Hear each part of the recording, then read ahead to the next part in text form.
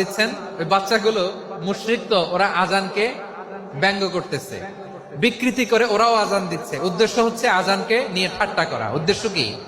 ঠাট্টা করা। ব্যাপারটা মনে কষ্ট পাওয়ার মতো ব্যাপার না? কিন্তু বিশ্বনবী ওইখানে দেখেন কি খুঁজলেন।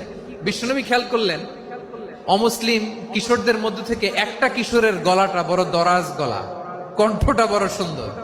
খেয়াল করে দেখলেন যে কিছু কিশোর বেলালের আজানকে ব্যঙ্গ করে, বিকৃতি করে, কিন্তু একজনের কণ্ঠ দেখতে পাচ্ছেন না এত দূরে, কিন্তু কণ্ঠটা বড় সুন্দর, দরাজ গলা। বিশ্বনবী সাহাবীদেরকে বললেন, ধরো এগুলারে, ধরো। সবগুলারে ধরে বিশ্বনবীর সামনে আনা হলো। ওরা হাঁটু গেড়ে বসলো।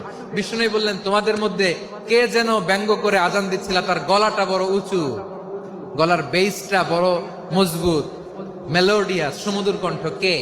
আবু মাহজুরা বলে, আমার বন্ধুরা সবাই আমার দিকে আঙ্গুল দেখায়, আমি পড়ে গেছি বিপদে। রাসূল সাল্লাল্লাহু আলাইহি ওয়াসাল্লাম বাকি অমুসলিম তরুণদেরকে ছেড়ে দিলেন, বললেন তোমরা যাও। এবার আবু মাহজুরারে পাইছে।